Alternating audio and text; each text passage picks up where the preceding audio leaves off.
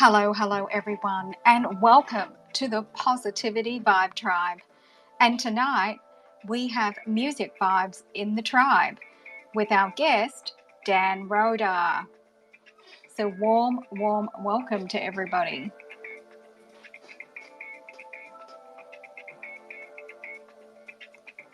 Welcome, Stephen. I've just sent you a invite, of course, to co-host.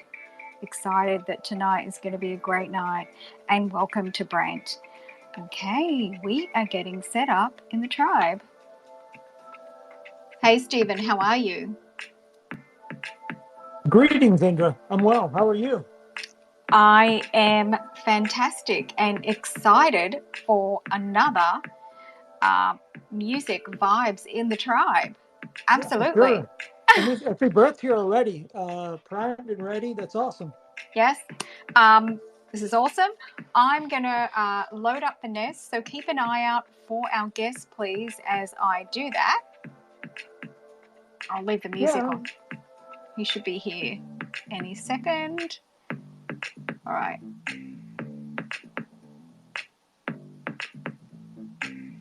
Oh, fun. Okay.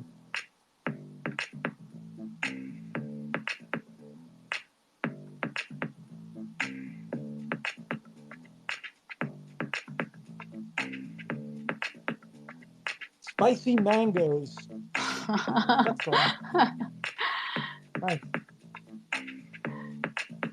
Oh, hey, by the way, I have loaded up the nest, everybody, with some goodies up there. Next thing I'm going to do is put a welcome in the chat. So do jump in the chat, everyone. It is live. The chat is live.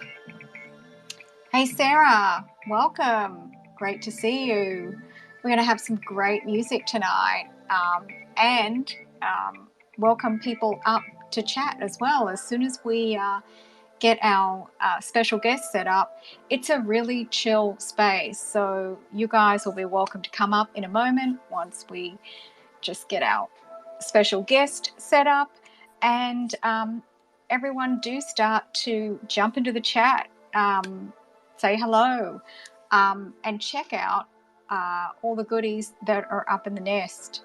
I did, Stephen, just load up my previous. There's a link to my music show, Music Pump Unsigned, that I produced and hosted. So if anybody's curious to check that out, there's a link there to that, as well as my regular YouTube Positivity Vibe Tribe shows that are up there as well. Oh, here he is. Here is our guest. Let's get him set up. He's just crazy talented. He's one of those unblocked, untethered spirits he's got just a great vibe about him. He's unstoppable and loving, I'll say, Dan, that was all about you. Welcome.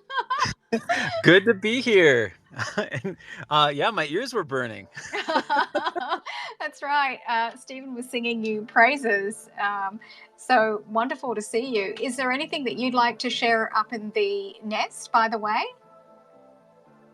I think a couple things maybe as we go through the space. And let me just put one thing up there right now. Yeah, just go ahead whenever you feel like it. You know how to do that. Yeah, so everyone, this would be a great time if you haven't already to tweet out the space. And I think the easiest way to tweet out the space for me is to go to down the bottom where the chat is on the far right-hand corner. And you can either just hit the retweet button, or you can actually quote tweet and put a comment in about the space. So absolutely do share out the space, because you never know who needs to get in this space and get some music vibes with the tribe. Oh yeah, that is what is happening tonight. So I am just going to do a tweet saying I am asking all of you to do it. Okay, We are live in the tribe with some music vibes. Okay.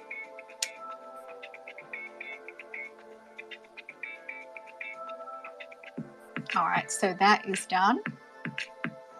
And thank you to everybody who is sharing out the space as well.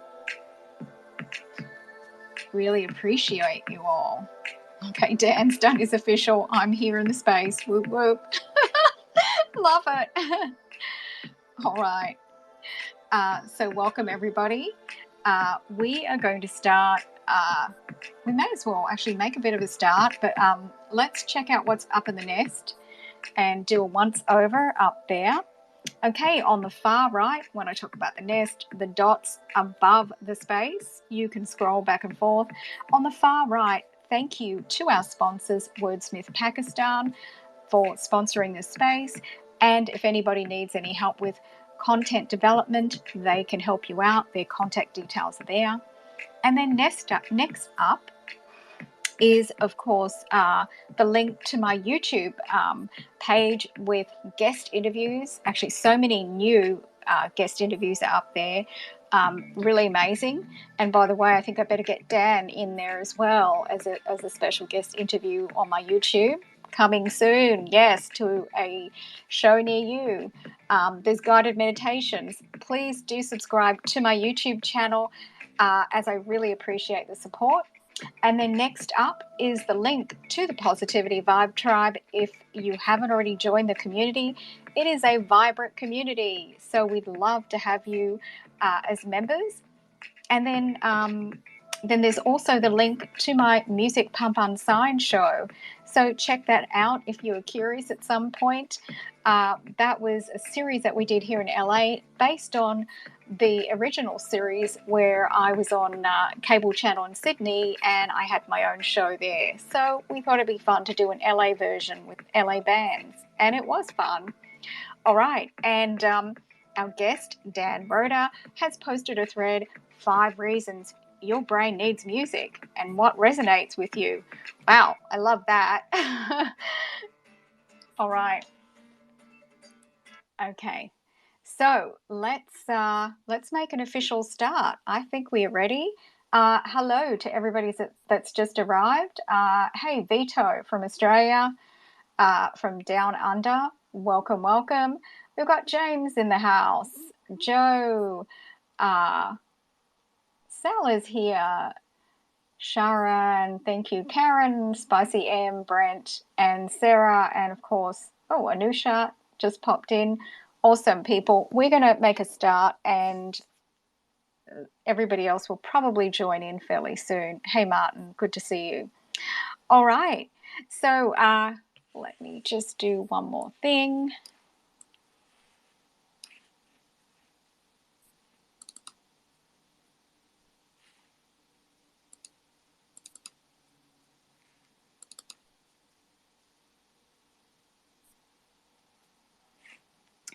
So welcome everybody to the Positivity Vibe Tribe Music Vibe Space. This is our episode number 2. So super excited to get this show on the road.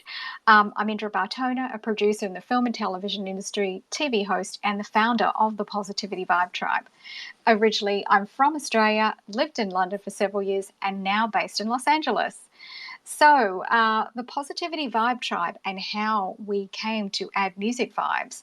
Well, let me tell you, I hosted and produced a music show in Australia, and then also did a series where the link is up in the nest. And it just really, the vibes go with the Positivity Vibe Tribe. So why not bring music as another amazing facet that's all good vibes? So I'm joined by my co-host, Stephen J. Caggiano, the team member extraordinaire behind the scenes. And today's guest is Dan Rhoda. So we are really, really excited to have you, Dan, as a guest, and would love to jump into it's all very casual, conversational questions, and we're going to invite people up to make it more interactive as early as now. So if you would like to come up as a speaker and, you can just kind of chill and maybe you've got some feedback about one of the songs. So we're going to chat with Dan. We're going to go to music. Then we're going to come back and chat with Dan and get some feedback or thoughts about music. So it really is that kind of a chill space. So do feel welcome to request to sit up here with us on the panel of speakers at any time you want to chime in and just hang out with us. So given that, welcome, Dan. It is really a pleasure to have you in the Positivity Vibe Tribe. Yeah, so good to be here. And I love this new initiative. And what an honor to be episode number 2 of this music theory. That's obviously a Freudian slip. This music series of the Positivity Vibe Tribe. So yeah, I love that it's a casual space and just a little bit about myself. Uh, just to kind of give people some things to ask questions about. You may have heard me stutter before, a quip about music theory. I'm a little obsessed with music theory. That's kind of how I came to love music. I know a lot of people come into music through experience and through like taking piano lessons or voice lessons. Indra, I know you have taken music lessons in the past yourself. But that wasn't really my path. My path was I had just all of my childhood life. I had dreamed of being a doctor, and I got to undergraduate school actually on a pre-med track. And then when I saw my first cadaver, I realized I don't really have medical detachment. So it was going to be a challenging road to be a doctor, just because, as I was really good at science, I was good at math, I was inquisitive, and I loved studying human biology. But I realized I didn't really have the ability to handle blood, death, or sick people. So I decided I needed to find something in the humanities. And I happened to be in music theory that semester as a just an elective, and it became kind of the first lantern on my path, so to speak. So I had kind of a weird entry into music, but then I ended up getting a vocal degree and in vocal performance, and then eventually a master's in music composition. And now I'm running a music nonprofit. So um, it's been a ride. I also had a little bout in education for 8 years as a special ed teacher. So it's been really exciting journey so far. And yeah, just to reiterate what Indra said, if anyone would like to come up as speakers, even if it's just to chill, it's always nice to have people up here. So back to you, Indra. Thanks so much. That was a great bit of background about you, Dan. And what a journey. Love it, because many of us go on these journeys and we start off on a path and then we end up somewhere slightly different. So that is amazing that you shared that with us. Thank you so much. So I did want to ask you, which I was very curious about, and I don't know, and I don't know if anybody else knows it in the audience, but at what age did you really discover that you had a passion for music? Yeah, that is an interesting question because I think the passion was definitely that first semester of college. And before that, I had always gravitated to music, and looking back, I think it's always how I understood the world in a very musical and artistic way. My wife always calls me a cloud thinker. She's very concrete, sequential, and I'm very much not necessarily. I see Donna's down there in the listeners. Donna knows working with me that she's just kind of sometimes chase the cloud, but yeah, I think early on is when I had an understanding of music, but not until I formally started studying it that I had really that growing awareness of how music has affected my life and how it can affect the lives of others. That's awesome. And so once you started on your journey with music, was there a particular initial instrument that you went to, or did you go through a series of instruments and then discovering vocals, or what was kind of like those early discoveries with music?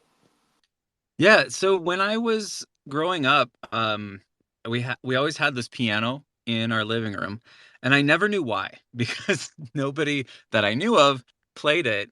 But I came to find out once I was in high school that my dad actually played piano, and then once they had the house, the yard, the kids, the pets, that just kind of faded away.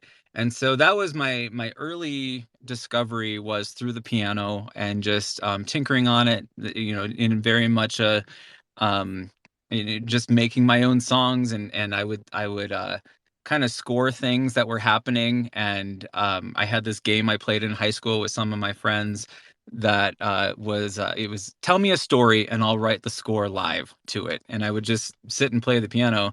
But I had never studied it. I had never had lessons. I actually really wanted to have lessons, but my brother had lessons for like 6 months and then quit. And then my parents were like, you're probably gonna quit too.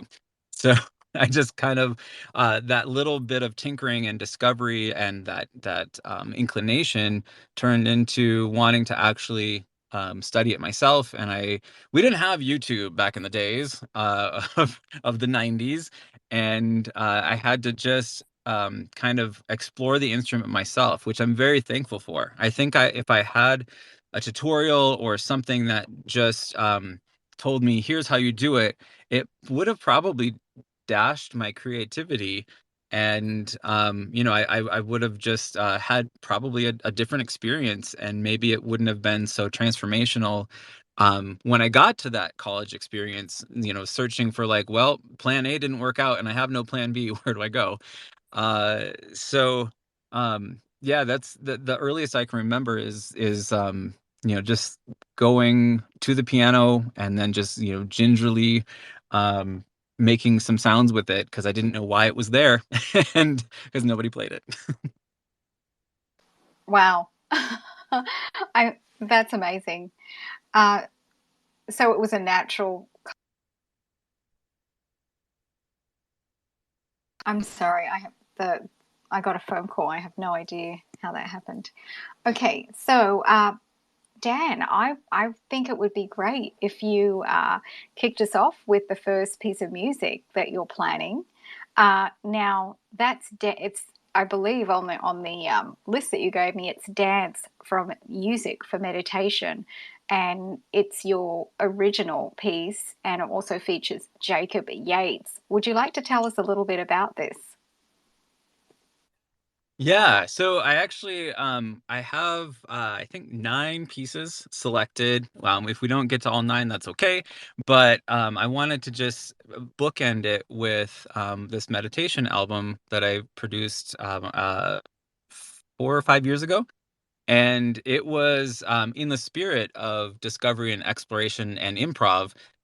So my friend Jacob is someone I toured with a Croatian artist from like 2013 to 15, and he plays cello. And we just um, really hit it off and improved a lot during concerts and stuff, and it was just sublime. And so that improv experience is what I wanted to capture. So this album, for any music nerds out there, I actually went around the circle of fifths. I started at D flat, which is my favorite key, and I went all the way back around to A flat, um, going up a fifth each time. And so there's 12 tracks, and there's also just kind of a cycle of moods or movements. Um, and so the how it was constructed is I just improved some tracks, and then I happened to be in New York for a tour where he was starting to do some music directing, and I was like, "Hey Jacob, I will buy 2 hours of your time. Can I just play you some tracks? I want to have you play to them, and then I'll go back and I'll improv to what you did." And so that's how this was made. And this track was the center of the whole cycle, and it's called Dance. And it just when I was in grad school, I got myself enrolled in a dance class. It was modern dance because when you're writing music for choreography, um, I realized that I did not speak dancer. I did not speak choreographer. And if I'm writing something in, say, like 3/4, they would still count it 5, 6, 7, 8. And so I was like, how do I bridge this knowledge gap that I have? Understanding how to work with choreographers and how to understand their language and maybe how to introduce some of mine in from the composition side. And it was the best thing I ever did, because it just opened up a whole network um, of choreographers and dance instructors and studios that I wrote for during grad school and then after. So that's why I kind of made it the heart of this album.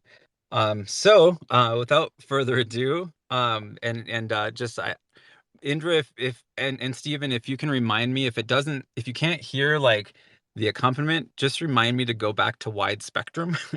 Because I did a few sound checks yesterday, just to make sure that everything would balance well. So just a moment.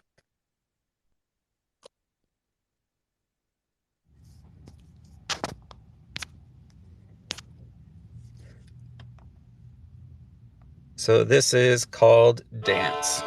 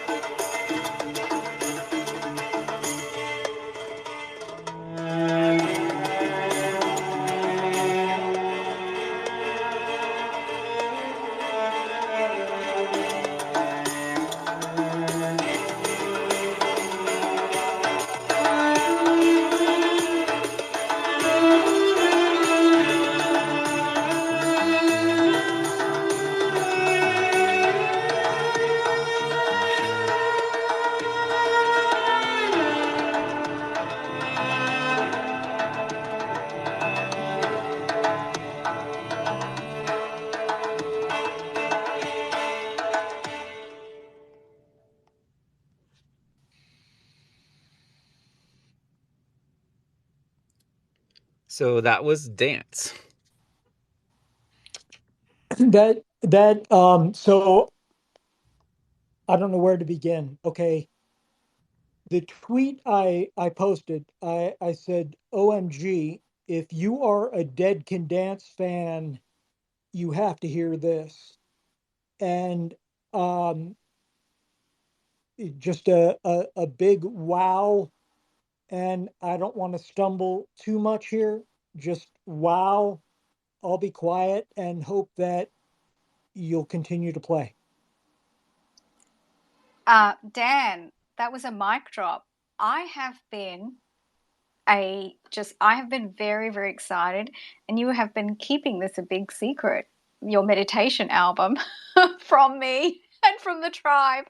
I have to say, I have been really looking forward to this for a long time, and you've given us a taste of uh, your talent. And oh my gosh, I was, of course, I couldn't help moving. I was kind of dancing around here in the office, but it had a flavor of Arabian Nights and it had Hindu beats to it. And it was just so exotic, but there was this real relaxation. Oh my gosh, I need to get my hands on that track and soon. Thank you so much. Wow. Absolutely. Well, thank you. I mean, that's high, really high praise, and I appreciate that. So I will before the space is over, I'll put the link to the playlist in the nest. Mm. It's something that I just it was one of those projects I was just aching to do, but at that stage in my life, I had just started teaching, and I was like, I don't know how to be a producer and a promoter, and work with how do I get this out and distribute. So I just um put it on YouTube and said, okay, we're good. So I would be glad to share it. Amazing. Really amazing stuff. So, so what inspired you to create the meditation album per se? Because, I mean, that's unusual. And hey, before you answer, I want to give a shout out to Rev, who has dropped into the tribe. Especially excited to hear your music, Dan. Thank you. And hello, Indra and Stephen and Dan and everybody. I don't know. I don't know if you heard that first part, but hello to all of you. And I was in Aldi's, where you can save millions food, not an Aldi's endorsement. And I've been trying to crack the heads of the ride sharing companies today a little bit. So I was been a bit of a busy day, but it's what a great way to wind down um, and relax. I just caught that last bit of that tune with you, Dan, and I mean, there's no question in my mind that your music was going to be excellent, regardless of whether I'm here or not, and I'm glad I am to enjoy it for sure. And it's great to see everybody and great to hear you, buddy. We don't get to talk enough. We just need to catch up one of these days. Thanks for dropping in, Rev. So Dan, tell us like what inspired you to do a meditation album of all the different genres that are available to you. You went to this deep and mystical place, and here you are in the tribe. Yeah, so it was actually it's funny that you asked that because it actually made me pinpoint the exact why. And it was a conversation that I had with Nico Muley. And he's a pretty well-known film composer, and I happened to just be in the same hallway as him at an ASCAP expo down in LA. And I was like, hey, you're Nico Muley. And he's like, yes, I am. And so we got into this conversation about his style, which is very eclectic, and it seems that there are no boundaries in being able to uh, utilize all the tools available, and just saying like, well, you have to stick to a specific genre, or you have to you can't break these rules. And I'll talk in a little bit about 18th century counterpoint, but I've always had the style that if I have learned it, I consider it a tool. And you can, to me, composition is all about unity, and that's also what life is all about. So I think I just, at that point in my life, I needed to feel grounded again because I had had a few career changes, and I just, I needed to get back to my own roots, which are varied, and eclectic. So that was my goal, was coming from this um, the root of music theory, which is the circle of fifths, as Western music as we know it. Um, I wanted to take that tool and revision it in my own way, taking all the styles that I've learned, all the different concepts, all playing around with film music, playing around with music from other countries, playing around with instrumental instrumentation, and I always like uncommon pairs. Like, I wrote a duet once for soprano and tuba, called Common Ground, and they met on middle C. So I always like to just, you know, find out what is that thing that nobody else is doing, and then do it. So that was kind of the genesis of the album. And I found that once I started with a couple tracks, and I already had the goal in mind that I had to complete the Circle of Fists, it was easy to have the patience to finish it. So that's where it came from. Amazing. So we have, and by the way, I just want to invite everybody up because as speakers, because this is like a chill kind of music, chill vibe space in the Positivity Vibe Tribe. And, if you just want to even just say, hey, I love that song, or you just want to chime in about or ask Dan a question about something, this is the space. And also, I want to encourage people that haven't even spoken before in any spaces or have spoken very little. This is, there's no expert topics in this space. We're not talking about anything specific. It's really about music, and music is a part of our life. It is a part of our vibe. It is a part of energy that we connect with. And so we are all connected in this space, and we connect through music. Music is such a beautiful way Hello, for us to relax and enjoy. Sharon, did you have something that you wanted to share with us? hello, Hi, Sharon. Welcome to the space. hello. Thanks for organizing this space. And I wanted to ask Dan, I'm pretty interested in Japanese Zen music. So, how we can start with that?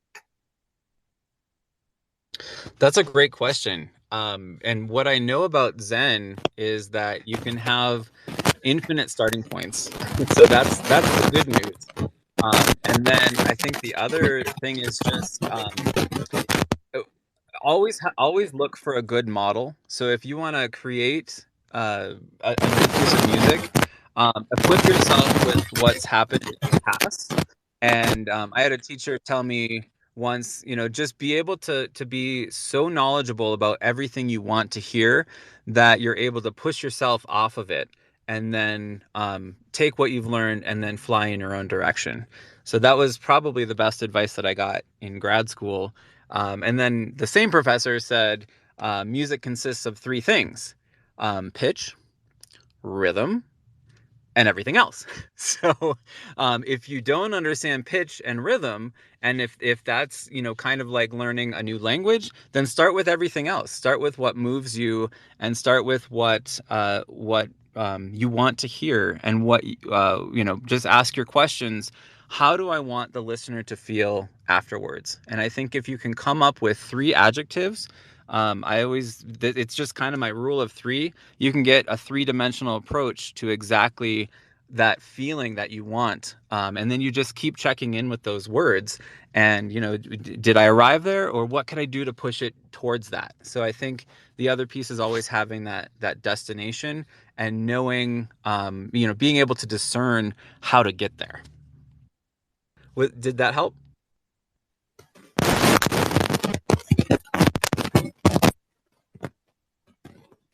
Sharon, we're getting a lot of interference from your side, but can't hear you speak.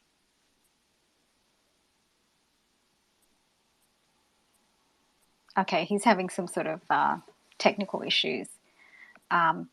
But let's go on to let's jump into the next question. Maybe Okay. Sharon, if you're having, oh, okay, that's better. Yeah, go ahead if you want to answer Dan. Then I wanted to know like Zen music needs different kind of instruments, and for that we need a specific different kind of training also.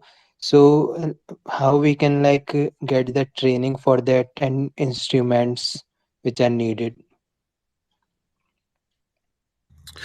Yeah, I guess two things. Number one, if you know anybody that plays those instruments that you're hearing or that you want to hear in the music you want to create, just get to know them and ask them to play. And you can, it's always nice to have a live person that is specialized in an instrument. So with Zen music, a lot of times I think of flute and really soft moving pads. If you don't have access to somebody, the second option could be something like GarageBand or Soundtrap or BandLab. There's a lot of different apps that you can use that have built-in instruments that you can play around with right on your keyboard. GarageBand is especially easy to use, and if you have an Apple product, it's free. If you don't have an Apple product, I would recommend BandLab, and that is also free and has a lot of different software instruments that you could use. Okay, thank you, Dancer. And Indra ma'am, I wanted to say that this was my first time speaking, so I was little nervous, but thanks for giving me chance. You're Thank so you. welcome, Sharon, and so happy that you feel comfortable to come up and to speak in the space. Yeah, hang around. You don't have to leave because this is like a very relaxed, chill space. So if anybody else wants to come up and just say, "Hey, love that track," or just wants to chime in with something, feel free. It's just really chill. And with that, I'm so curious to hear this next song, Dan. Every Valley from Handel's Messiah. Wow, looking forward to this. Yeah, so buckle up, kids. We're going to go on a journey through music history. And we're starting in the 18th century. I couldn't let this opportunity go by without completely nerding out. So I've got a few pieces that are representative of styles in different centuries, and then kind of all ending up with back at the Music for Meditation album, the final track of it. And then before that, an original song that I did that was in a musical this last summer, a children's musical. But I just wanted to kind of give a smattering of different styles and genres and languages. So this one in particular is in English, but it's by Handel, and it's from the 18th century. It was originally in a large oratorio called The Messiah, which goes basically tells like the whole history of the New Testament of the Bible in song. And the fascinating thing that I still just can't get over is that it was written in 2 weeks. And if you look at the volume that contains all of these works, it's in 2 acts. The whole thing was written in 2 weeks. The one that the piece from it that I think everyone might recognize is the Hallelujah chorus. Hallelujah, it's anytime in a cartoon if something good happens that might pop up. But this particular one displays a couple things about 18th century music. And number one, it's very, very tonal, meaning that the sounds that you hear are very carefully selected and within a key. So it's instead of all 12 notes that we have in a key in Western music, it's diatonic. So there's just 8 notes. Everything is around this key center, and you go from home and away and then back home. That's the basic of tonal music. So what this mimicked is in the 18th century, they had kind of growing out of the Renaissance, they had a lot of rules that started being developed around music and around what was sonorous and was pleasing. And then that just became very ordered and complicated. But in 18th century life, the closest thing was the gardens, like big gardens, and the grounds of estates where they had these hedge mazes and they had all these statues and everything was perfectly manicured and everything just looked ordered. So this is the tenor solo from the Messiah, and it's called Every Valley. And the orchestra is being played by my iPad.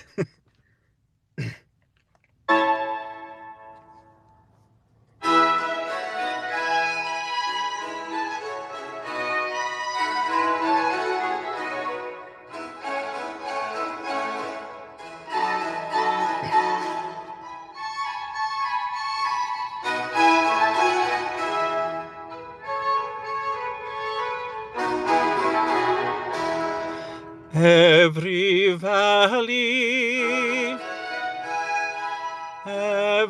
valley shall be exalted, shall be exalted,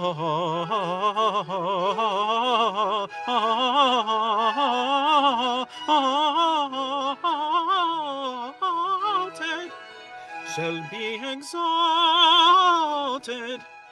shall be exalted,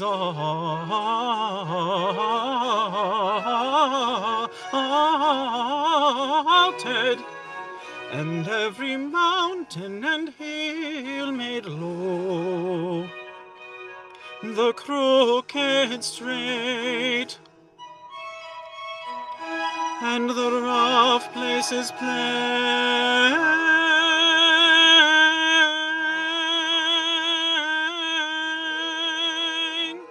The crooked straight, the crooked straight, and the rough places plain.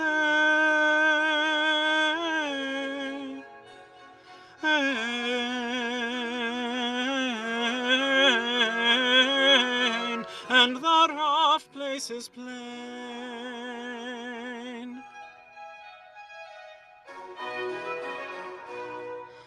Every valley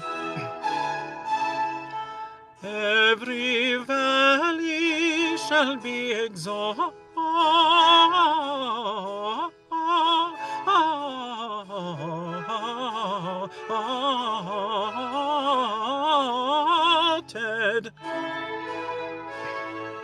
every valley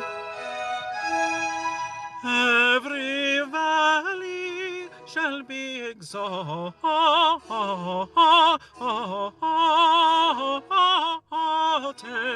and every mountain and hill made low, the crooked straight, the crooked straight, the crooked straight, and the rough places plain, and the rough places plain, and the rough places plain.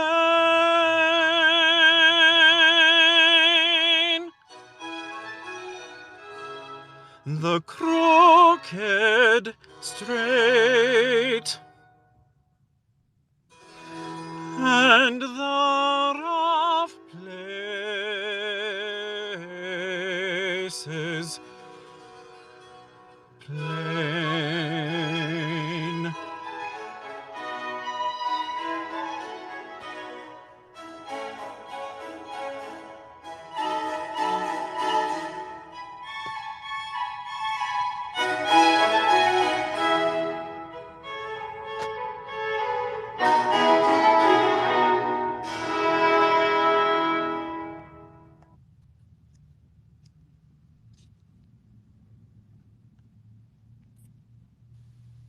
Wow, the vocals were just beautiful, Dan.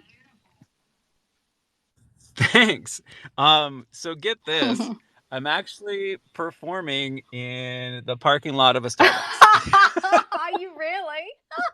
Because of course I am. So yeah, when I I love it. when I told you I'd do the space today, I didn't realize that I would have to kind of hijack my day by going down to Sacramento to get vaccines to go to South Africa, and it was the only day that I could make it Mhm. work. So I was like, I can do this.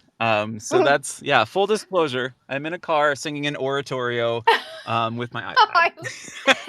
That's how my life is right now. Okay, well, thank you so much for making the time and finding a local car park that's going to be convenient. That is incredible. The acoustics sound incredible in your car, Dan. I was thinking that was going to be one of the great things. It's kind of like being in a practice room, so it's great. Exactly. I had never thought about the car. I mean, we all know about the shower, right? Everybody does sing in the shower occasionally because of the acoustics, but had never really considered the car. Wow, that's impressive. I love it. Um, so, what year was that from? What genre of music? If you can go back to that, It's yeah, 18th century classical music. So the Mm. time of Mozart.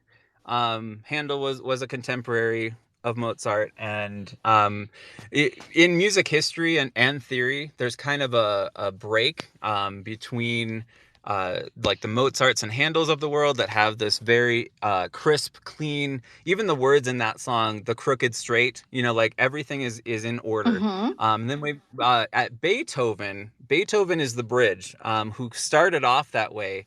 If you think of his first symphony, and then moving all the way, to the fifth, that's where things kind of, bum bum bum bum, things kind of take a turn, Dramatic. and then we get into the romantic period. That's right. And the drama of, And the of drama, Sturm und Drang, yeah, the drama of the piece. I love it so much. yeah, Wow. It's an adventure in itself. Uh, it is. right? So thank you so much for sharing that piece. And hey, by the way, everybody, this is kind of a space that's really chill. So if you just want to come up here and chill with us and chime in, and if you liked a song, if you want to make a comment, it is completely open up here for you guys to come in and chime in. And I want to also thank you to Sharon, who had never spoken in space but felt comfortable coming up. So I know you've sat down there as a listener, but you are so welcome anytime in the Positivity Vibe Tribe. And that goes for everybody. If you want to come up here, have a chat with us and hang, it's just very chill vibes here. So welcome to everybody that's also joined us in the space. I just want to give a shout out and thank you for retweeting out the space, everybody, and also for hopping into the chat. I know you're having some technical issues, Sharon, so thanks for coming back up and dealing with those. I want to welcome um, Not Happy Co, Not Happy Boy. Welcome. It's been a while since we've seen you in the PVT space, so warm welcome back. It's so good to hear your voice. The positivity is always oozing, and I had to take a little break off Twitter for a little bit, but I'm getting back into the swing of things, and it's like a whole new landscape. It looks like Fireside. We got our emojis back. It's literally amazing, but good to hear from you, Andrea, Stephen, and Rev. Oh, and also, Really? Dan, Yeah. what an amazing performance, for in your car, dude. Great acoustics.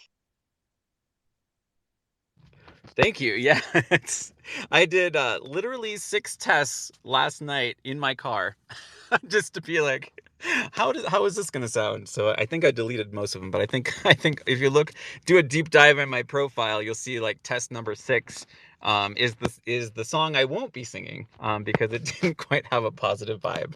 But yeah, it was kind of getting into that angsty romantic period. But thank you for that compliment. All right. So the next song that you have for us is Ave Maria Franz Schubert. So tell us a little bit about this song, Dan. Yeah, so this is Ave Maria, and it's in Latin.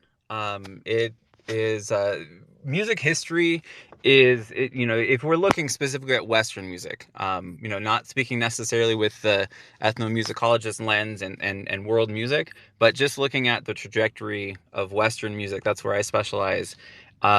It's very much rooted in the church.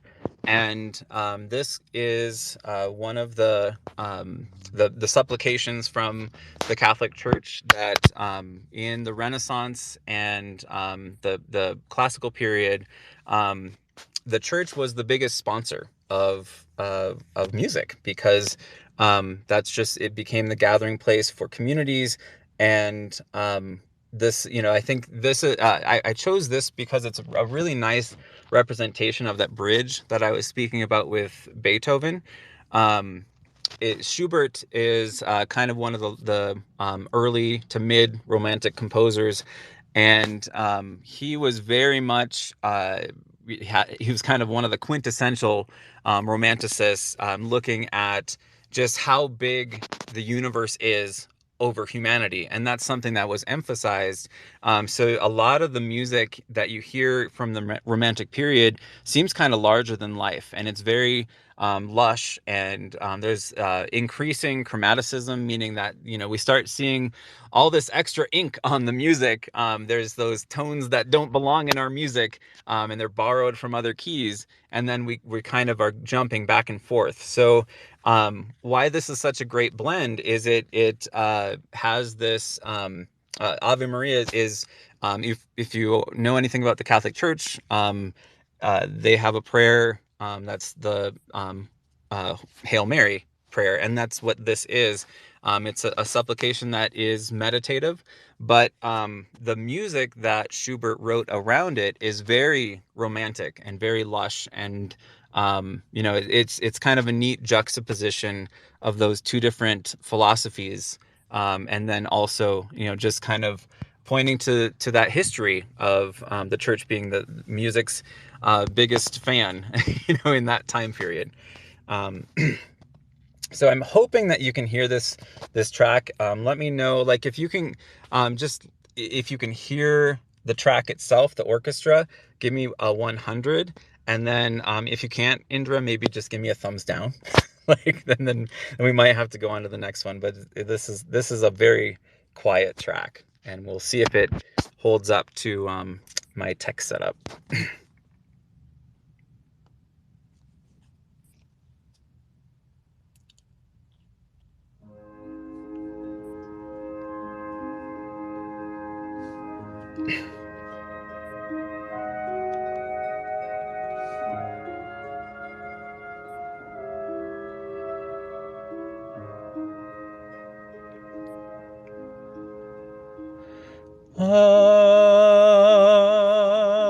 Ave Maria,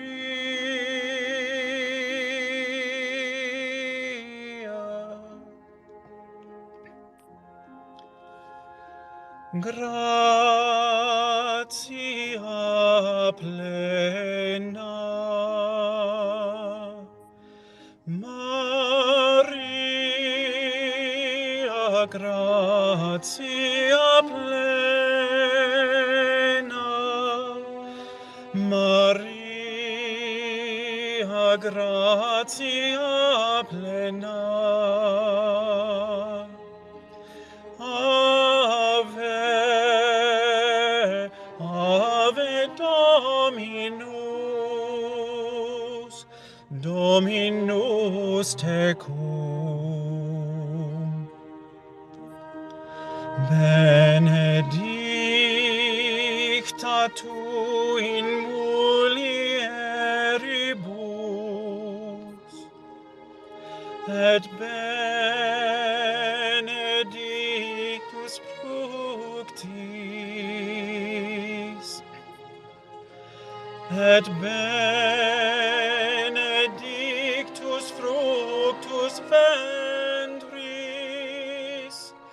ventris tui, Jesus.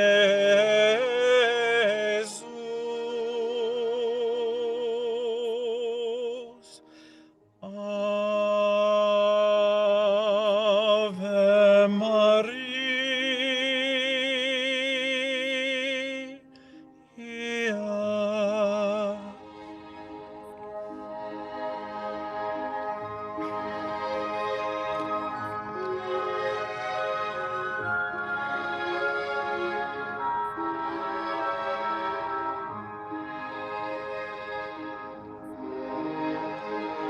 Sancta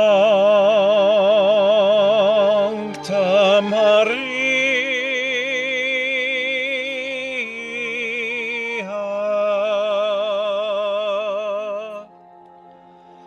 Mater Dei,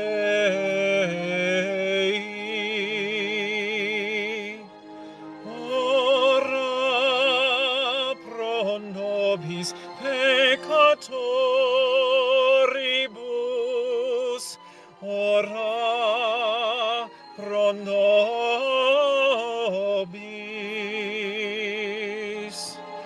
ora pro nobis peccatoribus.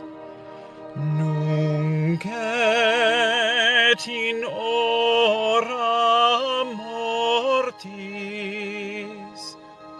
in hora mortis nostrae,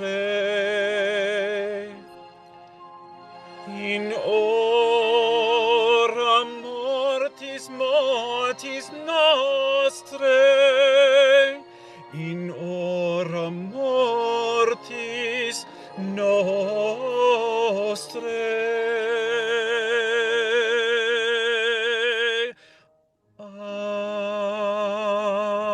Ave Maria.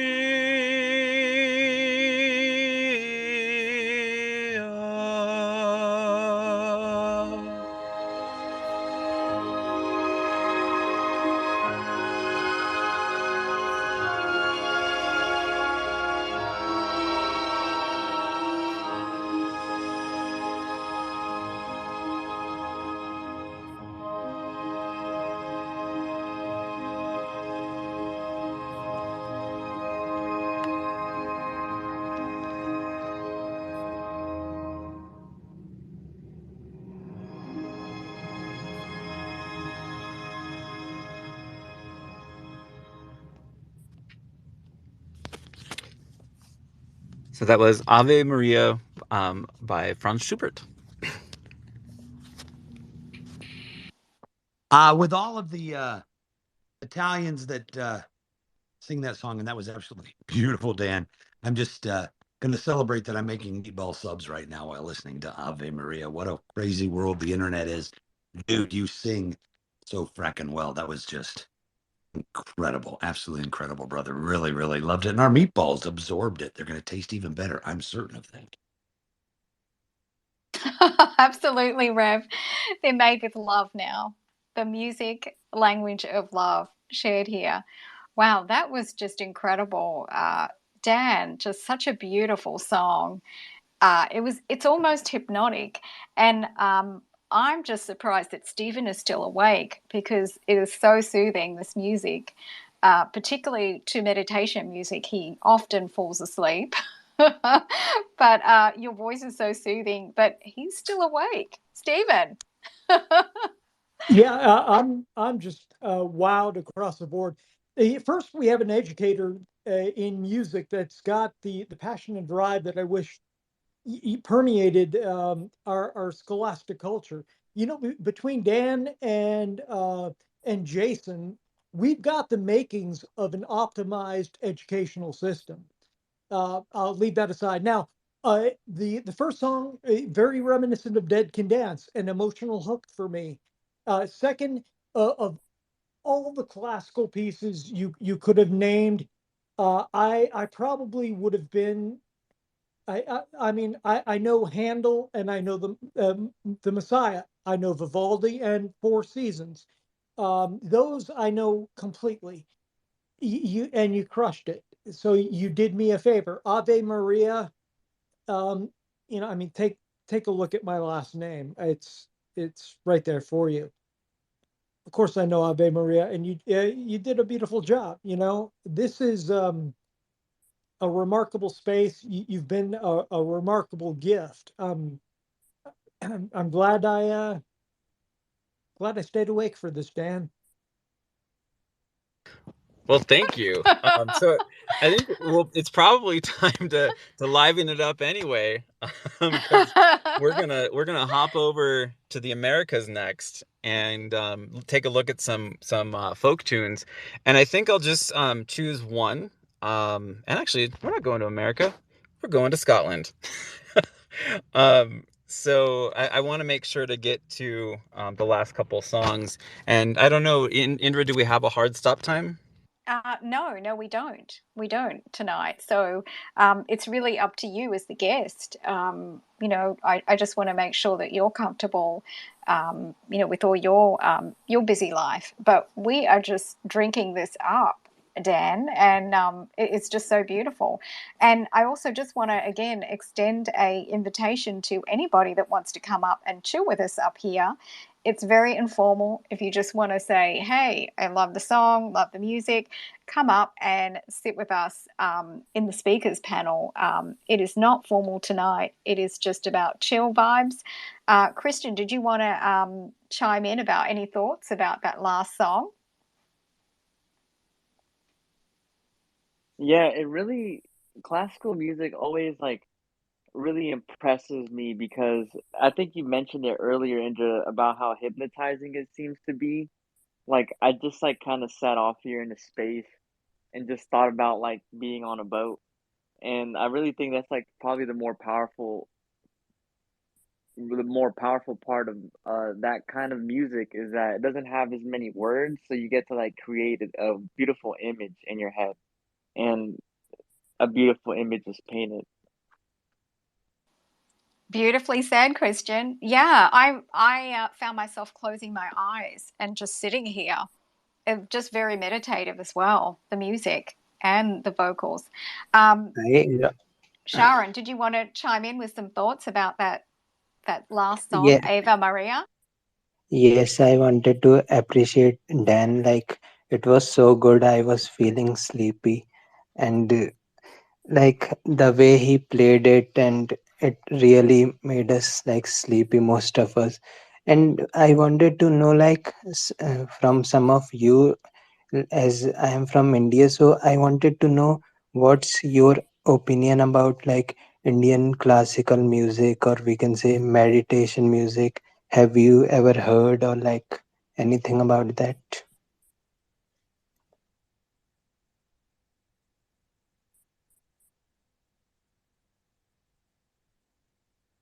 Well, I can take that. I haven't studied it extensively, but one of my favorite composers is Olivier Messiaen, and he was a French composer, but he really dug deeply into the Indian talia and the rhythmic cells that were um, you can comprise different arrangements of them, and I actually use this Talia method when I'm composing because I always think very cellular. So I think I mentioned before that music is three things: pitch, rhythm, and everything else.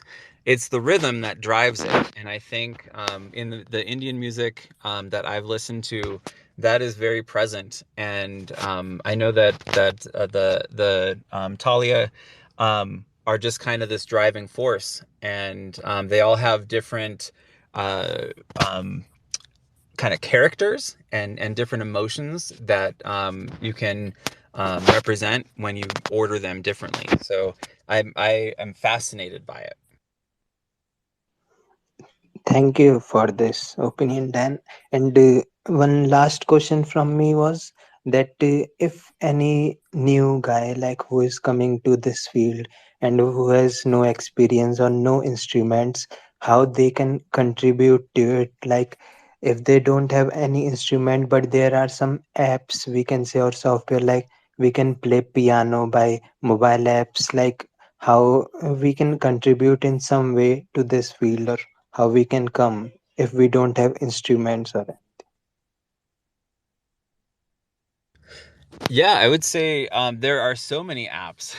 And I just like the couple that I mentioned before, just to kind of refresh, BandLab, Soundtrap, GarageBand, those are all very much doable on your phone.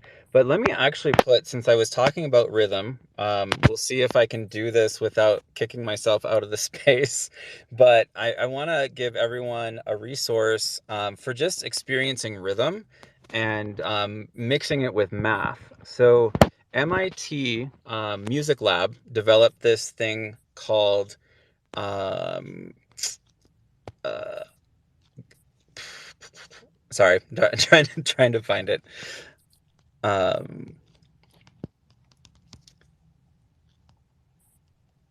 Well, I'll find it and then I'll post in the next, and then I'll talk about it. But basically, it is where you can um, take little slices of rhythm, and you can slice it into maybe 4 beats or 5 beats or 6 beats, all the way to 16 beats, and you just pick a shape.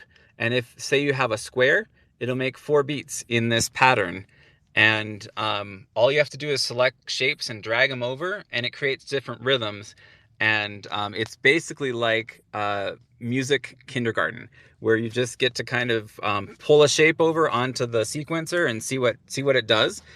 So that's a really good place to start, because all you have to do is drag and drop, and you don't have to know anything else about music, but you can create some really amazing beats. It's called Groove Pizza. So I'll post it in the nest in just a moment. And back to you, Indra, while I'm posting that, because obviously I can't search and talk at the same time. Absolutely.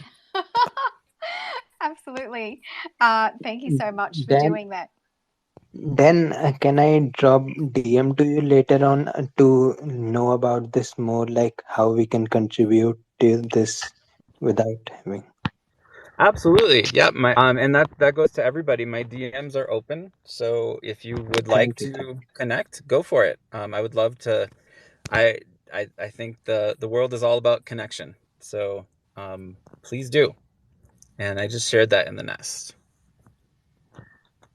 Okay, perfect. Thank you so much. You found that super fast, Dan. So Yeah, when thank I you so wasn't much. trying to talk. That's right. Sometimes you just need a moment. The art of posting and typing and tweeting and searching. Hey, let's welcome Rose before our next musical interlude, and then we're going to go to Josh after your music. So, welcome everybody, and thank you for chilling with us. Rose, warm welcome. Hi, Indra. Hi, Stefan and Rev and Dan. I've heard you in spaces, but who knew you sang like that? Amazing. What a treat to join this space tonight. I was coming back from tennis and I started listening and I said, "Is this a space or did I get like a music channel?" You were in the middle of um what sounded like Asian piece or Indian. But I had I love music, and I just want to say I was so lucky yesterday. There was a local music group that sponsored Emmanuel Axe to come and play nearby, and it was just I don't know, it was just so transport. I just was it was just incredible the way he could play. I don't think I've ever heard anyone like that. So. Um, he was asked to do an ovation, and he looked at like his watch and said, "Ah, late, late, late." So, but it was he did Schubert, and he did all the songs that he from Liszt, and then another Liszt piece. So a big treat to hear you. Thank you so much, Dan and Indra and everyone for putting this together. Thanks so much, Rose. And yeah, to anybody listening, if you want to hear the quintessential romantic composer, then listen to Liszt. He he is one of two romantic composers that had giant hands and a giant sound, and so he just has built makes these pieces that are nearly impossible for anyone who has typical hands to play. But it is such a delight to hear somebody who plays Liszt well. So that's thanks for bringing that up, Rose. Thank you. Thank you. I'm really excited for this. Such a surprise, Indra. So great job. And hang around, Rose, because this is a very chill vibe in the tribe. So we like to invite people up to just chime in and just share if they like that last piece of music or ask questions. So it's all very relaxed, and it's just very, very chill, the vibe here. So on that note, Dan. I see what you did there. Yeah. I am curious to hear this next song, Hard Times Come Again No More by Stephen Foster, and give us a little bit of insight into why you chose this next song. Yeah. So I actually chose 3 folk songs, and I was kind of, as we were just talking, I was like, which one should I do? And I actually, I'm glad that we're doing the Stephen Foster, because we are coming back to Appalachia in the United States in the early 20th century. And it's a very much reminiscent and what's the word I'm trying to find? It demonstrates what the rhetoric is in those early American folk songs, that kind of balance how difficult life is, living in a rural area. And that's something that I definitely feel, because I live 100 miles from anywhere. And it juxtaposes that with this closeness and this tight-knit community feel. So this is one of many folk songs that Stephen Foster wrote. And it, that's kind of all I'll say about it, because it's fairly self-explanatory what it's about. And I thought it was kind of perfect for the Positivity Vibe Tribe, just having the phrase "hard times come again no more." So I'll do this song, and then I'll do the Gershwin, and then 2 originals, and then I'll probably have to get back on the road. So I've still got a 3-hour drive to get home. So this is "Hard Times Come Again No More."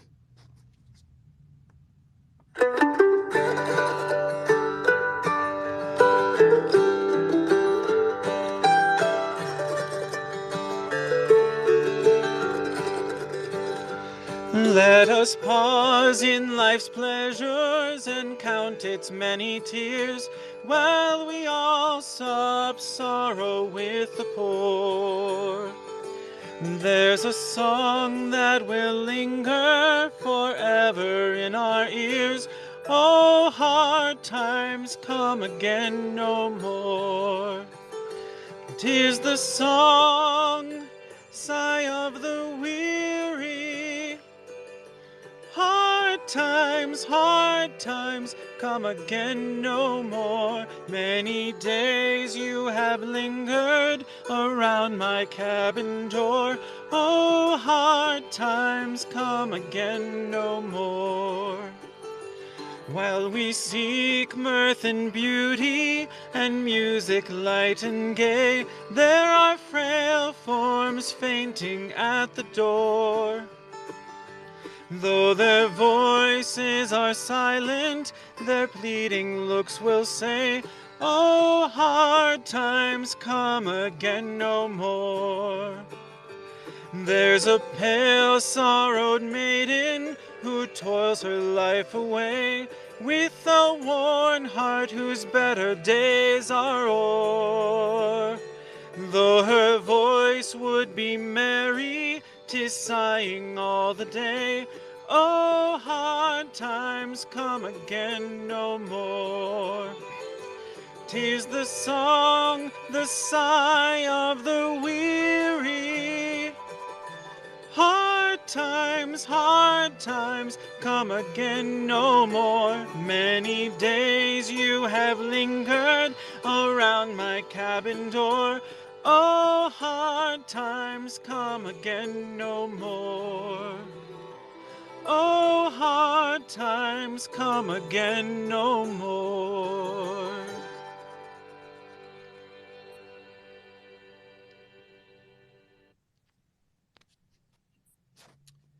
So that is Hard Times Come Again No More by Stephen Foster.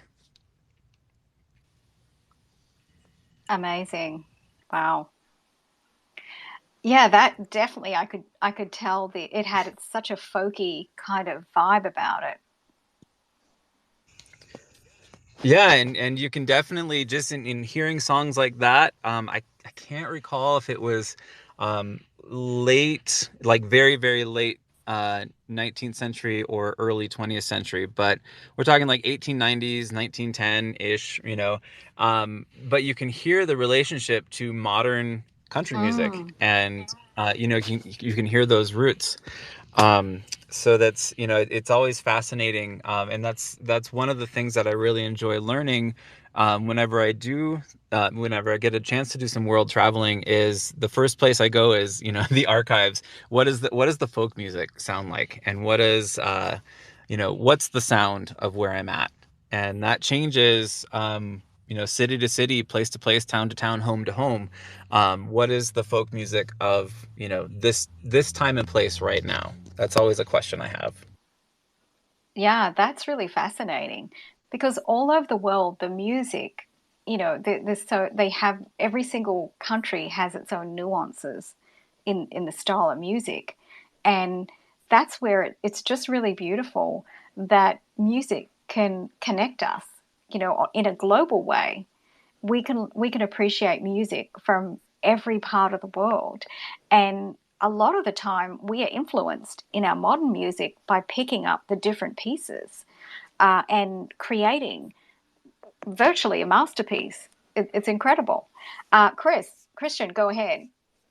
I was gonna say, Dan, it's crazy, dude. Like, I live in the South, and it really felt like you and I were going down the river on a kayak, and you just busted out the tunes out of nowhere. And dude, I gotta commend you for that.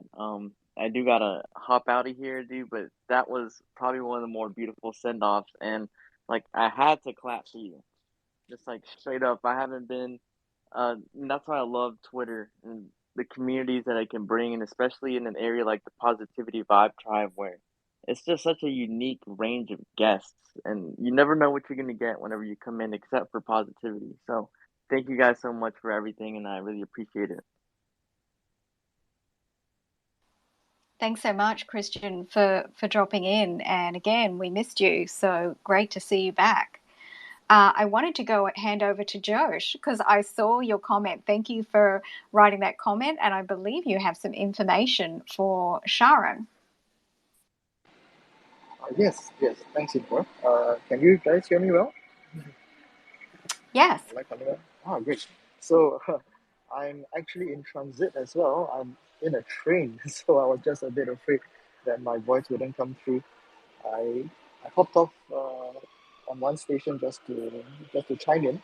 Yeah. So Tran was asking, right, if there's any app or something that he could use so that to start like making music or experimenting with it. And then I just realized I have been creating apps for that. I'll just quickly mention it, and I'll hand it back to Stephen because I do have to continue on my journey and I want to hear more from Stephen. You can go to my website. It's scholarsmusic.com. I'll type it in the chat as well. It's scholarsmusic.com.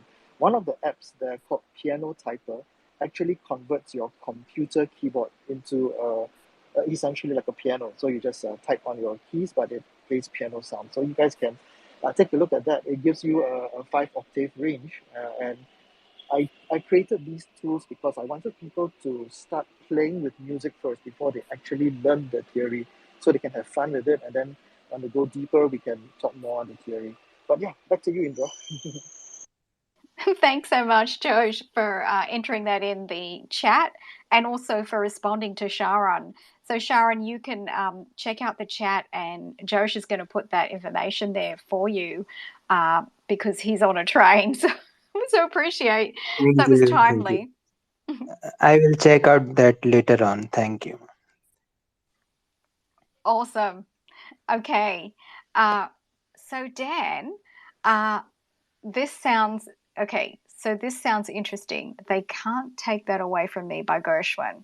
Now, this is another change in the music style that you're presenting to us. So tell us a little bit about why you chose this particular song. Yeah, great question. So, this one to me bridges a lot of things just in my life. I love classical music. I love, the music history. I love jazz, and this definitely has, we're talking Gershwin, so we're getting into the jazz era. And that was based on ragtime.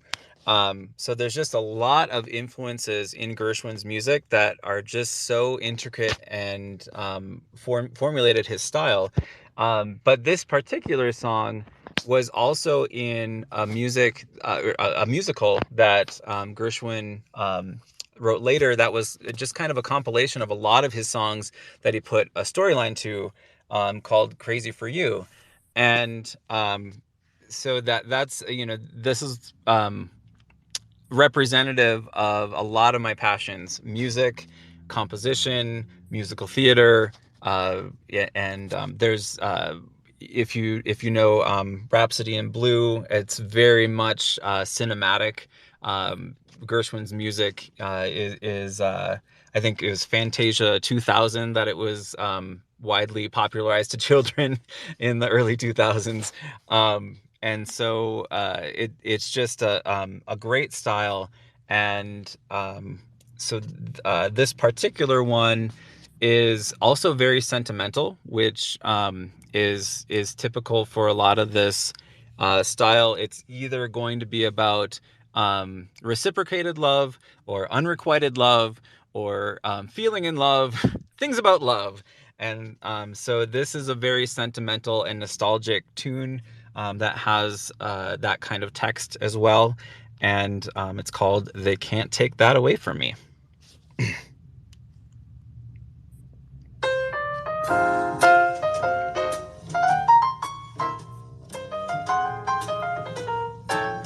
The way you wear your hat, the way you sip your tea,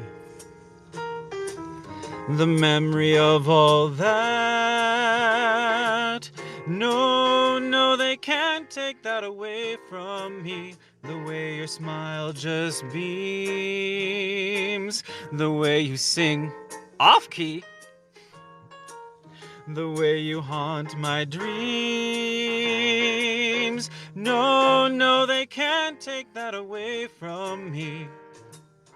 We may never, never meet again on that bumpy road to love.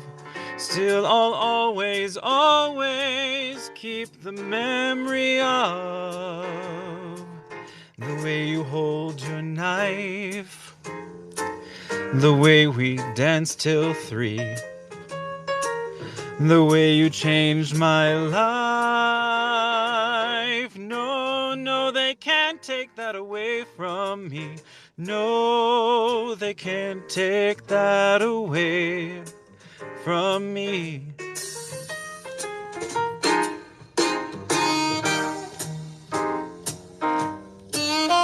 And this is the part where you can grab your partner and just do a little dancing. Or just dance with yourself, that's fine too.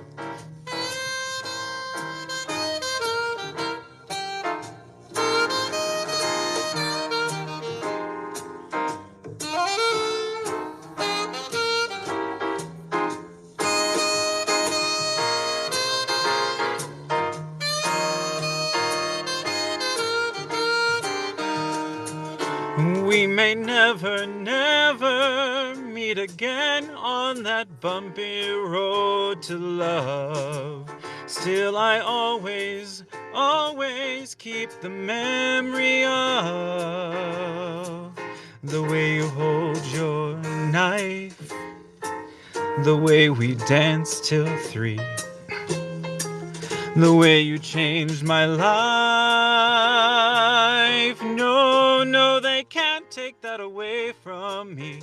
No, they can't take that away from me.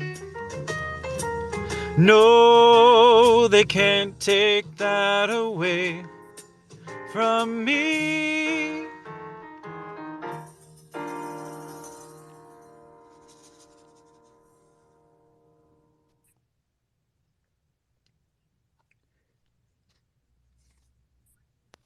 So Wow. one of the things that's very idiomatic for the jazz style is the solo instrument. So we had that little sax solo in the middle, and then it comes back to the bridge. So yeah, I love me some Gershwin. Yes. That was amazing. I was kind of doing a little solo here. Ba, ba, ba, da, ba, ba. You know, kind of when you said go ahead, you know. Yes, yeah, That's what was going on over here. Hey, that's awesome. I know. what kind of car are you singing in? Because like that you should be like do commercials for them, like the best car in America to sing from on Twitter. It's a Jeep Grand Cherokee 2010. Oh yeah. Well, there you go. See, at least a used car dealer. Hey, are you a singer and you want to make it big? Get a 2010 Get Grand it? Cherokee. There you go. And I wow, love we it. should have had sponsorship for this particular space. Right? Yeah. Grand Cherokee over here in the tribe, everybody. Wow, I should have organized that much better, Dan. Wow, that was just so beautiful. Jazz is so soothing. There's something about jazz that is very, very soothing. You feel like you're at a supper club and sipping a beautiful drink and, watching the band and watching people dance and jive around. It's incredible. Just that song took me on a little journey, and I'm sure for many people in the space. Yeah, I think to go back to that statement, it's something I really believe in. Music is three things: pitch, rhythm, and everything else. And it just kind of goes to show that, once you get into jazz, it was romanticism, just to kind of tie that together from the 19th century to the 20th century. It was romanticism, kind of quote unquote breaking music. And it shows how sometimes inconsequential pitch might be, Mm-hmm. because it's the feeling of the music, it's the rhythm that drives it, and you always can just hear in jazz when something is going to land, and it Mm. um, so that's something, with all music. It's a creation and dissipation of energy. We're creating an anticipation, and we're either going to fulfill that anticipation or we're going to defy it. And so that's, if we can kind of boil it down, that's music in a nutshell. It's that creation and dissipation of energy within the context of organized sound and silence. Beautifully said. Beautifully said indeed. I just loved it so much, and it's like reminiscent of. I think it takes you on a journey to some of the older movies as well. Jazz. I was trying to think of what I was thinking about, but it's almost like a black and white feel. I don't know if Yeah, you very right. noir, and Yes, we're going to that's be it. getting into Noir-vember soon. Actually, that's yeah, noir. Yeah, actually, that was the word I was searching for. I was on the search for what is it that about jazz that has that old time feel, and you nailed it again with everything else, with the music and with everything else. So that truly was beautiful. Yeah, love me some Gershwin. Nice variety here. So we have another speaker that's just come up. Welcome to Aaron to the space. Did you want to share anything about your thoughts on the music that's been played tonight?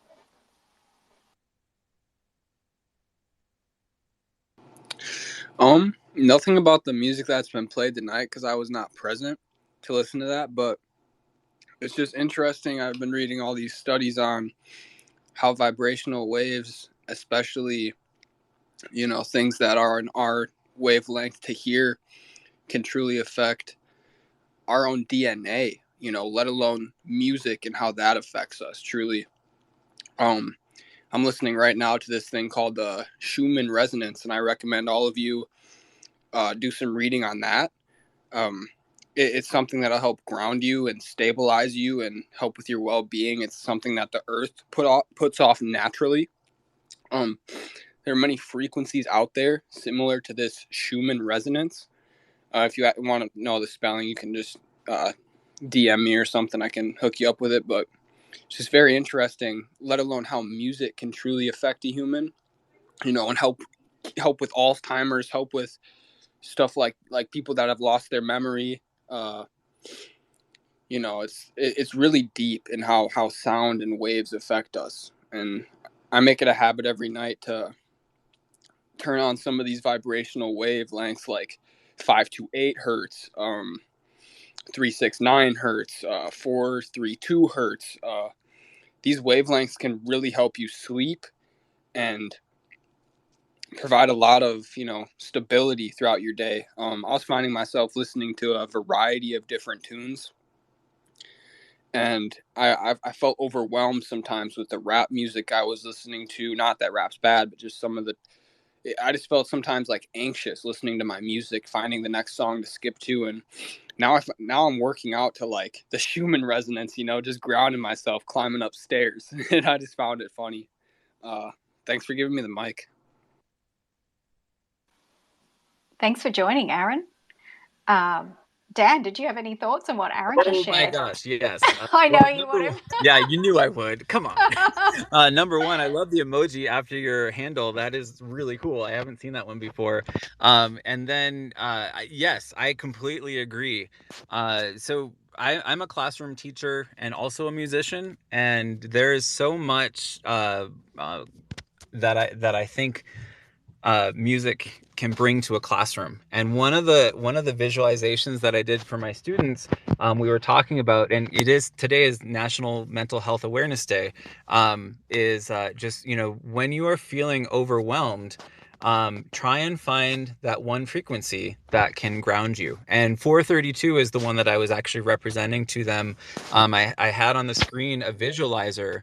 I was actually trying to find the app that I used. I'll find that in a moment. But it was a spectrum visualizer where all of the frequencies that were being played in a certain sound or a song or an atmosphere, whatever the mic is picking up, all the frequencies will be displayed in real time. So I had them just talk really loudly to each other, and you see these lines going all over the place, and it was just chaotic.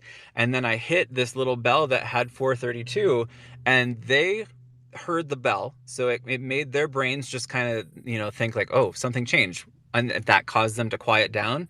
And then they heard this reverberation of that sound, and on the visualizer it was just this one frequency. And I just, there was silence after that, and we couldn't hear a pin drop. It was absolute silence. And then I just said, find that.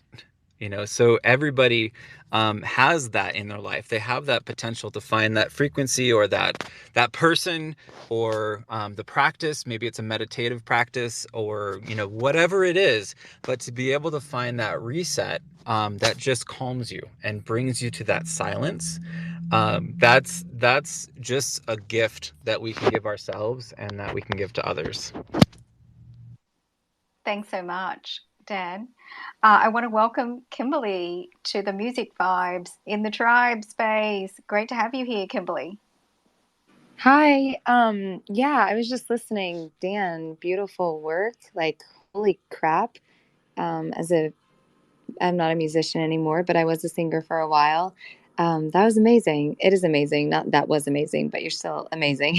So yeah, I was staying for that. And I was actually headed out, but then Aaron started talking about frequencies, and then Dan did. And I was like, oh my gosh, I've been a nerd over frequencies for so long. And when I used to coach manifestation as like my primary coaching, that was the biggest thing that I would offer someone who was going through trauma healing and a lot of other things. And so the app I was going to recommend, I use the Glenn Harrold app. You can look that up in the App Store. It's a mix between meditation, music, and hypnotism. So all of those at the same time. And I just wanted to give a it's for anybody who was listening to Aaron, if they were looking for a specific thing, I just wanted to point some out that have been really helpful to me. In the music side, the 396 hertz, it's esophageal hertz is the one that I listen to. That the 396 is guilt and fear. So that helps you, that frequency really helps you release those deep rooted things that are down there, the guilt and fear that we carry around. And it also works in the same area of like shame and regret, self-doubt. And even I've recommended with my clients low self-esteem, which I've had many times in my life over my weight and being sick. Then the other one I really think is really powerful is the 528. That one works at like repairing your DNA, like broken DNA. It goes down to the cellular level. A lot of biochemists work with this one. It's been studied for decades and centuries. So I love that one. And then the other two would be 417. I always tell people that one's more like undoing self situations. So if you have found yourself, like I talked about in a space earlier, with jealousy, emotional issues, rejection, low, like again, overindulgence or low self-esteem, that also helps for vibration and release blocks from trauma. And then the last one I was going to recommend, and sorry to, I'm such a nerd to this, 39 is relationships. If you're dealing with relationships with your friends, family members, and you're trying to get to that harmonizing of a relationship, getting back to harmony, it really does help. It'll help the way that you interact with like the people around you, not just the people that you are in a relationship with on a romantic level, but friends and family and that type of thing. So I'm a huge nerd on the hertz. Anything hurts, Aaron, Dan. So that's what got me. I was like, oh, I'm going to go get dinner. And then I was like, whoop, I turned around. It was almost like a figurative turnaround. I was like tiptoeing out the door. And then I was like, nope, I'm going to tiptoe back in. So super grateful for this space. And it was lovely to hear you. I came in at the part where you were singing, Dan, and I've been in since that. I don't know what was talked about prior, but I will hit the playback. So thanks for letting me share that. And Aaron, thanks for bringing that up because music does so much for people. And another thing that I do with clients with music is go back to a playlist. This helps for Alzheimer's patients and dementia patients or neurological patients like myself, or trauma patients, brain traumas. I did this with my mom. There's an app out there called Spark. Now, if you weren't born from 1960 back, then it doesn't work for you. It has to be 1960, but you can hack the system and do it yourself. Basically, that app plays anything that people from like the 13, you put in your birthday for older people, and it'll play the songs from 13 to 17, because that's our most formative years of our brain. Coping skills, coping with traumas, issues, self-esteem. So you can hack the system. And if you've ever heard me talk about my mental emergency kit, we put in playlist from 13 to 17. So go back, find songs from that time, and that is a huge healing time. Even if you've had trauma during that time, find the songs that you feel are the most happiest. And when I made the playlist for my mama, she is 61 this year. And when I made the playlist, she literally got up out of bed. She had not been walking around doing anything. She got up out of bed and she was like dancing around the kitchen a little bit. And then she went out and was like playing with her flowers. And she was up much longer than she usually was. And then there's a lot of personal things I won't share, but that led us on this way to some personal development and getting rid of some addictions. And it all started with the music. So just wanted to share those 2 points, or maybe 17. I don't know how far off I got, but thank you for letting me share. Thank you, Kimberly, for dropping in and sharing so many insights about music. Really appreciate it. And also the enjoyment part of this evening of listening to Dan perform all this beautiful music. I mean, we've really just been so spoiled. And thank goodness for the replay, because many people have other commitments and they'll be able to go back and listen to this beautiful show. Thanks to our special guest, Dan. So, Dan, let's talk about the next song, Listen. Wait, From wait, Kate. wait, wait, wait, wait, wait. I can't let what Kimberly Oh, said go ahead. go on. Yes, please go So, ahead. oh my goodness, I had so many like bouts of goosebumps while you were talking, Kimberly, because there's so many things that you said that just that it especially with Alzheimer's, there is so much cross brain connectivity in music, and exactly that bringing up that time in your life where you felt invincible, where you felt, like your brain wasn't fully developed yet, and everything is a possibility, and so you can kind of transport yourself back there. And I've actually been having a conversation with the CEO of the Alzheimer's Foundation about possibly starting a songwriting program. So starting from that, what is the music of your time, and then what is your music now, and kind of looking for more brain connectivity, because our brains don't lose their neuroplasticity. That's the beautiful thing about the brain. We are adaptable creatures, and that is a heavily adaptable part of our real estate. So I'm really excited to hear you talk about all that, and then also to connect what Aaron brought up. Kind of looking back, we went on this trip through the ages from the beginning of the space, and I didn't do chant. I was gonna start with chant, but then I'm like, let's just hop into the 18th century, um, and I just wanted to point out a treatise by Boethius, which was very, very ancient. I think it was like 5th or 6th century, and then connected to a 16th century treatise called Musica Humana, both of which are talking about the orbit of the planets themselves as its own music. And that's always just blown my mind. And that's one of the first things you read when you get into a music major. You start with Boethius, Music of the Spheres, and you talk about Musica Humana, and then Musica Profunda, and that's that universal music that just connects everything. And to me, that I'm so glad we arrived here. Just talking about the power of music, and especially with our mental health.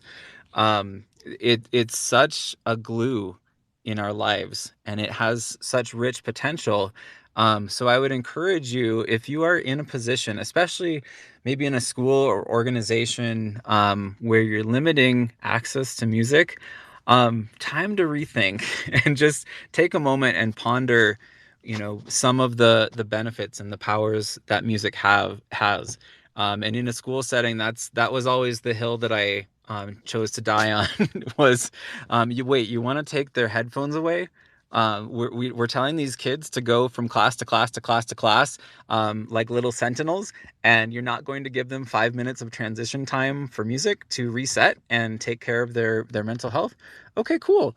So that's okay. Soapbox stepping down, because I know we have to wrap up the space because I've got to get back on the road. But I appreciate Aaron and Kimberly and Indra, everybody that was just part of this little conversation about mental health and frequencies. So amazing. It's and definitely worth doing a deep dive for anybody who that might be new to. And Dan, I sent you a message, but also, Indra, sorry, I felt like I got a free concert tonight. I did not see a tip jar on your page. So I don't know if you have a buy me a coffee or anything like that, but like I would have paid for that concert that you gave us. So if you could just, maybe let people know where to find that, or if you want to just let me know privately, that's fine too. But I thought that was really amazing that you did all of that for free. Because I was like, wow, I would have spent a night going out and paying for that. So Indra, thank you so much, both of you. And I think I found yours, Indra, but I did not find Dan's. Well, thank you, and I appreciate that. And I would say the place that you could go is if you go to the link in my profile. I'm the chief academic officer for the David Z Foundation, and there's a donate button there. So that's the music nonprofit that I help run, and we write songs with kids and soon to be all ages around the world, and then we create finished tracks and at the professional level, and then music videos that become shareable, a shareable narrative of their learning or their experience. So that would mean the world to me if anyone wanted to donate to that. Or you can also buy merch if you want, and that's we use a sustainable API called Gelato that if you get merch, like part of it goes to the foundation as a donation, and then the merch is actually made in the zip code or area of the place where it's been being ordered from, so that we're stimulating local economies around the world, and then not trying to reduce our carbon footprint as much as possible. So that's kind of the idea behind that. So that would be where I would direct everyone to go, because that's my Dan, passion. can you post that up in the nest, please? The link to the Yes. foundation. Yes. And thank you so much to Kimberly for pointing this out, this great idea. So now we can have it up in the nest. Thanks to Kimberly. Thank you so much. Really appreciate that input. Yes, Dan, if you could put that up the top, that would be awesome. So then everybody will also have this, even in the replay, the pieces up the top in the nest will be still available to everyone. So really important for the replay as well, as everybody in the space. Music is magic. It can heal the soul from anywhere. I'm sorry I missed that. But Don't worry, because there's two more songs. Yeah. Oh, right on, brother. That sounds great. Yeah. So enjoy the rest of it. Dan, did you collab too? I wasn't able to see. Were you able to post that up in the nest? Is it just me? Yep, yes. It should be. There it is. Yep. I see now it's there. Okay. It was just a delay. Okay, perfect. Do you want to let's talk about this next song briefly and the reason for the choice. Listen, from Capes and Mars. Yeah, so this is a very near and dear song to me, my heart, and I actually wrote it when I was working at a court school. So I worked at this school that there were either kids that were transitioning out of juvenile hall, or they were awaiting court dates, and they might have been in foster care or protective custody. But basically, because I live in the middle of nowhere, they would move all of these students up there, and it's a residential school. And I think their philosophy was detaching them from their systems, where they were kind of either getting into trouble or they weren't safe, whatever it was. They were kind of just transitioning into this school and this residential school, so they could kind of move on to the next step and focus on keeping up with their academics at the same time as having access to counseling services. So I wrote this song based on a conversation with a student, and I need to keep that conversation private, but the gist of it was the student was telling me about the hall where the student went and had been living prior to coming to this school. And they said that if you didn't put your lunch tray away fast enough, the guards would get out the fire hose and spray you and humiliate you. And they just were remembering having to be face floor on the ground and cold and wet and alone. So I'll probably get emotional during the song, but that was the original song that I wrote, and it's this summer I actually wrote a musical about superheroes, and very lighthearted, and this became the I Want song of the musical. And the musical was all about it was all about kindness. I see Ashley's here, yay! And Ashley and I and Robert Peter Paul have a space on Mondays, the kindness community space, and just major shout out to Ashley, who is just an incredible human being. So this musical was about how can we show kindness in the world, and the main character was a student whose parent had been incarcerated. So I know, pretty heavy stuff for a children's musical, but I swear I made it very light and lovable. So this was the song of her explaining to the audience, this is my life. This is how I feel. I'm alone. I don't know what my superpower is supposed to be. I don't have anyone to model what life is supposed to look like for me. And then it's a duet between in the musical becomes a duet between her and her mom. So I know it's a lot of backstory. I know, Indra, you said briefly, but there it is. So this is called Listen.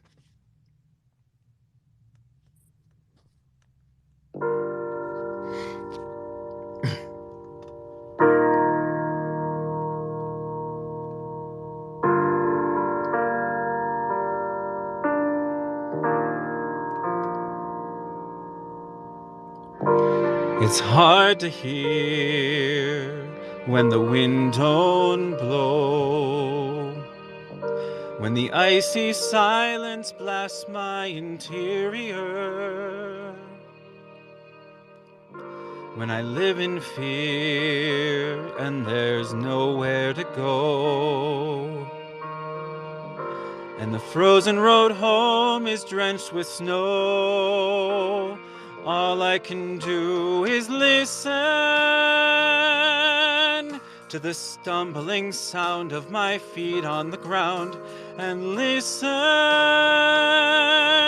to the slow, steady beat of my heart on that street, and pray along the way someone will take a chance to listen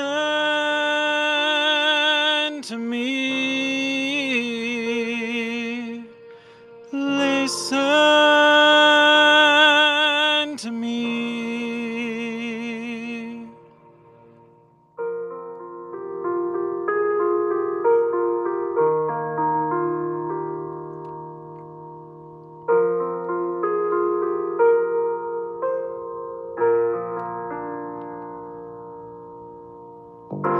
It's hard to say what I never knew. Those fleeting thoughts inside my head. Those yesterdays that declare what I've become. The tomorrow's locked in fear and dread. All I can do is listen to the faint haunting screams of another crushed dream, and listen as they take things away as I go through my day. I'll cry, some passerby will catch my eye, and listen to me. Listen to me. I tell myself that tomorrow the sun will shine, but hope flows out through a fire hose. I see myself face flat frozen on the ground,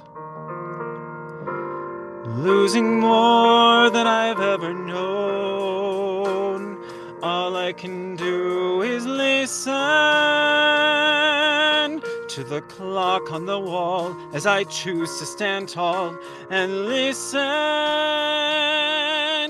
to the stillness of time as I witness the crime, and wait in hope and faith like necessitate. They'll listen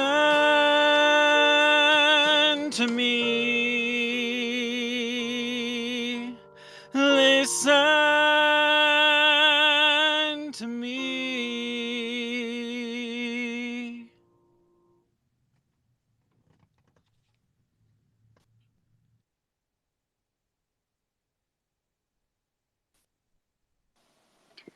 Wow, mic drop, literally. So beautiful. Thank you so much. Again, it had a real that traditional kind of romantic song feel to it. It had that kind of vibe. Yep, you pinned it. That's if you probably don't know by now, I'll tell you. I'm definitely more of a romantic composer. The 19th century is something I've always just really looked to for inspiration and modeling, and I like pushing the boundaries of tonality, but I never quite went to like the Charles Ives atonal world. So I love it. Yeah, no, it's and it feels like it's really comfortable for you vocally. The pitch and everything, the nuance and the style of the music. It's just really it's a match made in heaven. Well, thank you. So, Indra, I have to say, I have thoroughly enjoyed this space. Thank you so much for the invitation. I need to probably get on the road in like the next few Oh, minutes. okay. Yes. But I would love to hear if anyone had any questions or any musings or ideas or whatever. So I've definitely got some more time. Like I have, I'll say 8 minutes Okay. tops. Okay. But 8 minutes I would tops. love All to, right. yeah. So if anybody has any comments, otherwise, are you going to leave us with the meditation song or? Okay. Yep. I'm gonna close it out, bookend it with it's called Breathing Out. Okay. From Music for Meditation. Oh, and I need a moment to just Okay. I'll post the playlist in Yes, the please. nest. And while you're doing that, I'll go over all the goodies up in the nest for everybody, which will buy you some time. So the nest is the dots above the space that you can scroll back and forth on the far right. Thank you to our sponsors, Wordsmith Pakistan, for sponsoring this space. Then next up is my YouTube channel, the Positivity Vibe Tribe channel, where there's great guest interviews, and we're certainly going to add Dan to that great list of people very soon. We're going to plan that. There's guided meditations. Please subscribe to my channel. It is growing and thriving, and I just would love to share everything that's on there. And then the next thing is join our Vibrant Positivity Vibe Tribe community if you're not already a member. So many beautiful daily quotes and posts, and just such a supportive community. I feel so blessed. And then the next thing up there is a link to my Music Pump Unsigned show. This was the LA version that I bridged off and based off my original Australian show that was on Sydney Cable of Music Pump Unsigned. So there is a 9-show series here in this pilot show here that we shot in LA. So check that out if you are curious. And then Dan has 5 reasons, and it's a thread. Your brain needs music. So check that out. And then Dan also has a link to Groove Pizza, the apps. So do check that out as well. There is a link also to, after that, to, whoa, that was weird. Let me go all the way. Dan has a link to the playlist that he's just posted just 16 seconds ago. Dan also has the davidsfoundation.org where you can drop foundations and appreciation for his wonderful performances tonight. That would be so appreciated. And apparently they have merchandise, everybody. And then the other thing up in the nest is the link to our partners, Bunsen and Beaker. They have a great show tomorrow night. So it's the side chat. So do check that out. It's also down in the chat if you want to scroll down there. There is also, there should be a post there. SciChat Food Chemistry with Dr. Gail Barnes. So it's both in the chat and up in the nest.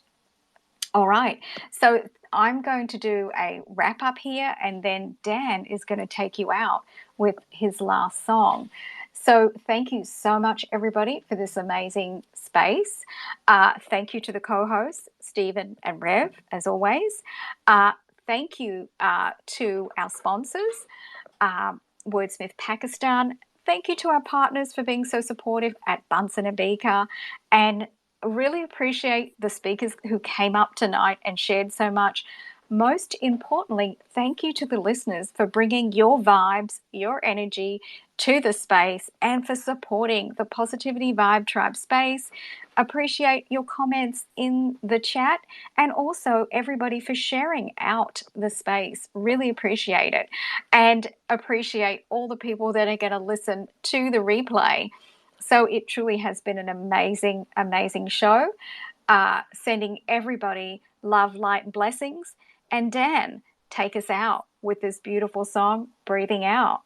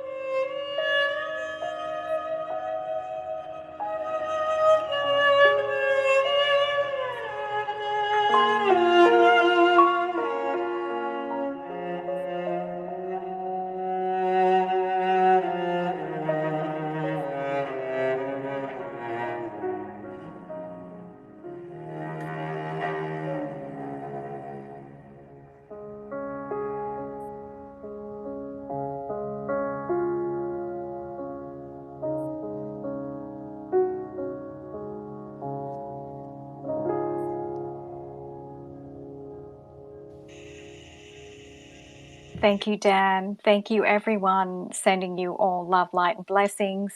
And see you all back in the Positivity Vibe Tribe Wednesday at 12 p.m. Eastern Standard Time. Good night.